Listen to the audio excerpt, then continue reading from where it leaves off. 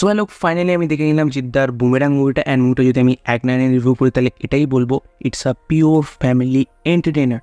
মানে বাংলায় অনেক দিন পর আমার একটা মুভি দেখলাম যেটা দেখে ভাই হাসতে হাসতে পেটে খিল ধরে যায়। বিকজ এখানে পুরো ক্রিঞ্জ কমেডি দেখানো হয়নি, এখানে একটা পিওর কমেডি দেখানো হয়েছে, আর যেটা সিরিয়াসলি পুরো হোল মুভি ধরে আমাদের হাসাতে থাকে। অ্যান্ড মুভির স্টোরির ব্যাপারে আলাদা করে কিছু বলবো না, কারণ এর ভেতর কোনো ঘোরানো পেঁচানো স্টোরি নিয়ে একটা সিম্পল স্টোরি রেখেছে, তাই স্টোরির ব্যাপারে আমি বলবো না, কারণ তাহলে স্পয়েল হয়ে যায়। বাট এটাই বলবো যে এখানে জিদ্দার ক্যারেক্টার একটা সায়েন্টিস্ট হতে চলেছেন, সৌরভ দা এখানে সেই সায়েন্টিস্টেরই অ্যাসিস্ট্যান্ট হতে চলেছেন। সো এবার কথা বলে নেবো এই মুভির পজিটিভ অ্যান্ড এই মুভির নেগেটিভ দিক নিয়ে। তো ফার্স্টই চলে আসবে এই মুভির পজিটিভ দিকে। অ্যান্ড এই মুভি সব থেকে বড় পজিটিভ, যারা চোখ বন্ধ করে 99% লোক গেস করে নেবে।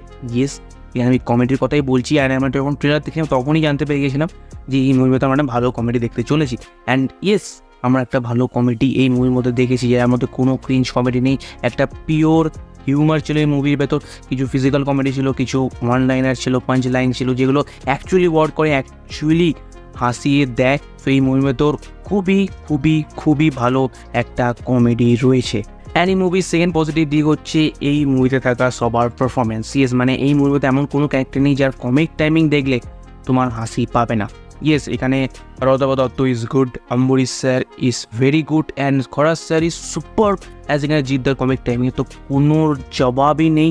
মানে এতটা পারফেক্ট ছিল জিদ্দার কমিক টাইমিং এই মুভির ভেতরে। সেখানে সৌরভদা যদি কথা বলি তাহলে ওনার ফেস এক্সপ্রেশনই যথেষ্ট কাফি ছিল লোকে দেখতে হাসানোর জন্য। মানে কিছু কিছু সিনে যেখানে ওনার ফেস এক্সপ্রেশন ভাই উইথাউট কোনো ডায়লগ, ফেস এক্সপ্রেশন নিয়ে এমন হিলারিয়াস উনি দিয়ে দেবেন না যে তুমি হাসতে বাধ্য হয়ে যাবে, এতটা পারফেক্ট কমেডি ছিল এই মুভির ভেতর। সেখানে যদি রুক্মিণীর কথা বলি তাহলে ওনার যে রোবোটিক অ্যাক্ট ছিল সেখানে ভাই তেরি বাতোঁ মে আসা উলঝা জিয়া কৃতি স্যাননকে টপকে দিয়েছি।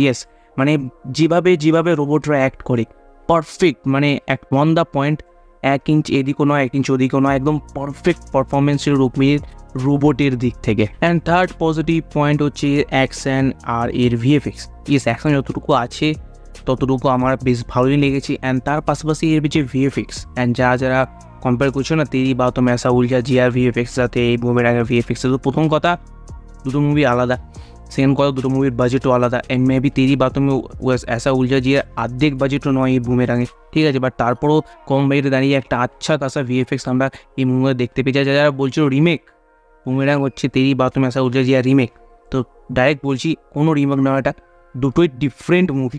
দুটোই ডিফারেন্ট মুভি, হয়তো কনসেপ্টটা এক, বাট পুরোপুরি আলাদা মুভি হচ্ছে বুমেরাং, অ্যান্ড পুরোপুরি আলাদা মুভি হচ্ছে তেরি বাতোঁ মে আসা উলঝা জিয়া। সো এর মধ্যে কোনো রিমেক নয়।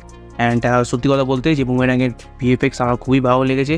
অ্যান্ড কম বাজেটেও যে এত ভালো ভিএফএক্স হতে পারে সে কিন্তু বুমেরাং প্রমাণ করে দিয়েছে। অ্যান্ড এইবার চলে আসবো এই মুভির নেগেটিভ পয়েন্টে। অ্যান্ড আমার একটাই নেগেটিভ পয়েন্ট লেগেছে এই মুভির ভেতর, সেটা হচ্ছে এই মুভির ইমোশনস। মানে ইমোশনস তো আছে বাট সেটা মেকার্স ফিল করাতে পারেনি। অ্যান্ড এটাই আমার এই মুভি একটা নেগেটিভ পয়েন্ট লেগেছে। যেখানে আমরা কমেডি ভালো এনজয় করতে পেরেছি, অ্যাকশন যতটুকু আছে ততটুকু এনজয় করতে পেরেছি, বাট এই যে ইমোশনস যেখানে মুভিটা অ্যাকচুয়ালি সিরিয়াস হয়ে যাচ্ছে সেইখানে কিন্তু আমাদের ফিল তেমনভাবে পাওয়াতে পারিনি যেমন আমরা এনজয় করেছিলাম কমেডি আর অ্যাকশন। সো বেসিক্যালি এই একটা নেগেটিভ পয়েন্ট ছিল এই মুভির ভেতর। সো বুমেরাং মুভিটা টোটালি একটা রোলার কোস্টার রাইড হতে চলেছে। সো তুমি ফ্যামিলির সাথে যাও বা বন্ধুদের সাথে যাও বা একা যাও, বাট মুভিটা তোমাকে 100% এন্টারটেনমেন্ট দেবে, এটা আমার গ্যারান্টি।